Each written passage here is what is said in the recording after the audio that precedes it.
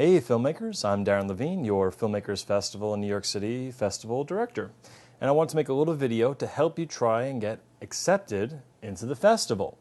I run a no BS festival, no politics or any other BS involved. We base our acceptances on an actual scorecard.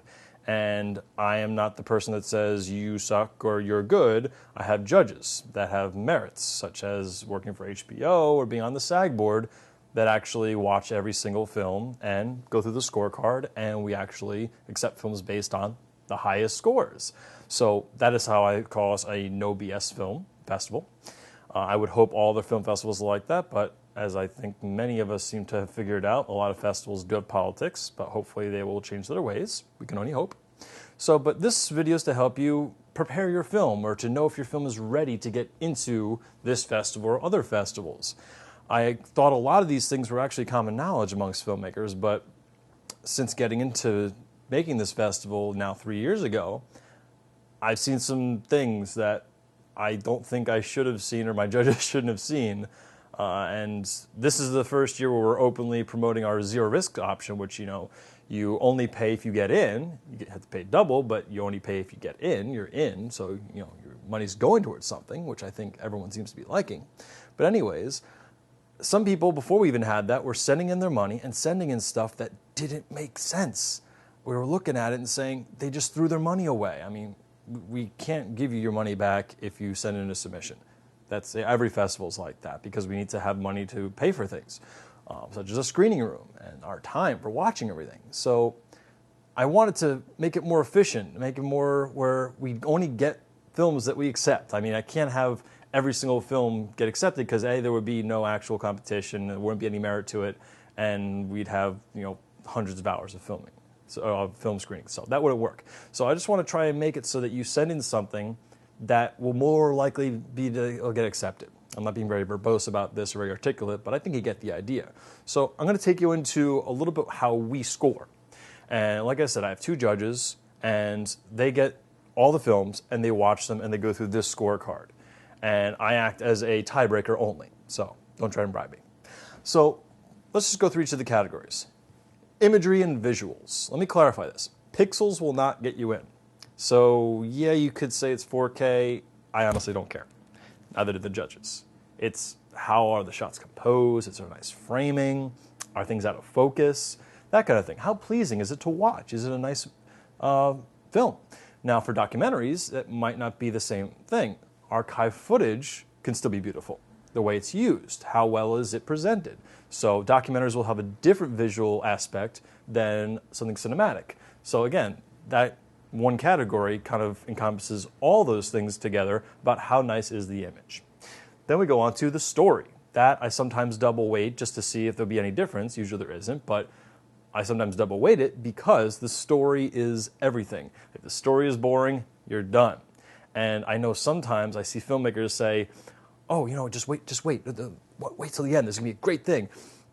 You can't sit next to every audience member and say, oh, just keep waiting, it's going to get there, it's going to get there. No. If you're not hitting the proper plot points, or if you don't have the proper plot points at certain points along the way, you're lost. So are there very key points? Are there, plot pinches and stuff going on to keep us interested in the story? You can't just have a story that kind of builds up to just one ending, but there's nothing there to keep us interested along the way till that ending. Shut up, phone. So, the story is very important. Next, we've got characters and acting.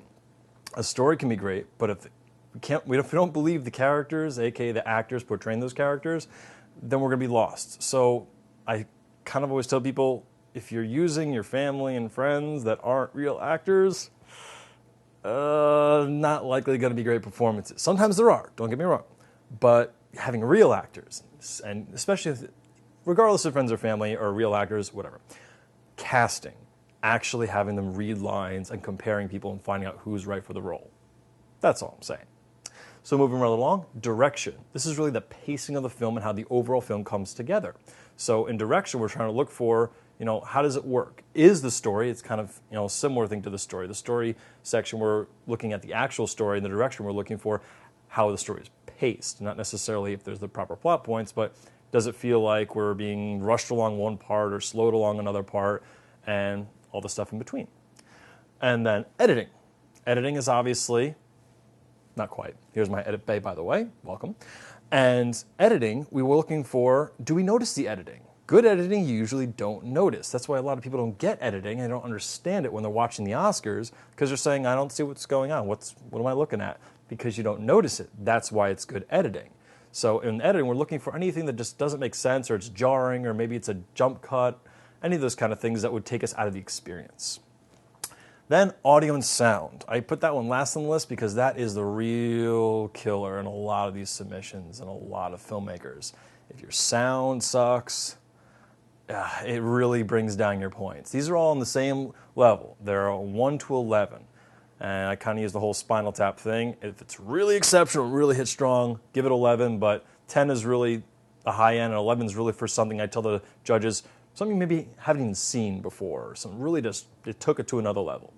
So in sound, if your audio is really bad, you're going to lose a lot of points, because if I'm talking right now and you can't hear me, or you're noticing noise in my voice, it takes you out of the viewing experience. So anything that takes you out of the proper viewing experience of the narrative is going to lose you points, and audio is no exception.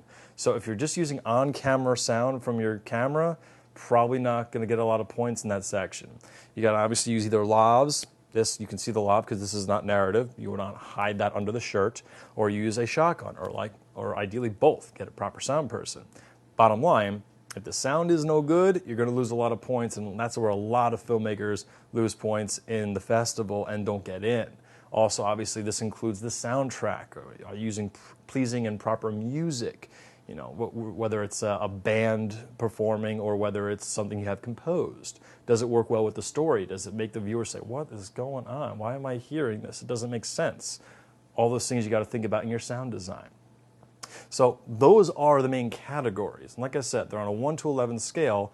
We have the judges both fill out their scorecards. I get the totals, and then we see the highest scores and what came in.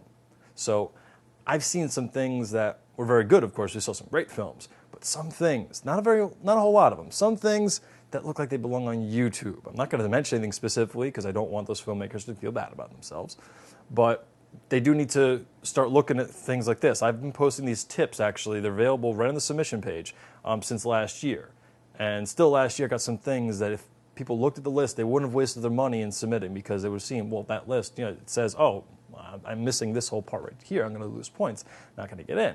So I want you to be able to get into the festival and other festivals. And these are the criteria and what you should look for. A lot of them are very basic filmmaking principles. So much like my other tutorials I make on the side, other than the festival I run, I want to help you make better films. So this is the way you can look at it from the festival standpoint of what we're looking for, or at least what this festival is looking for, to get your film into the screening room.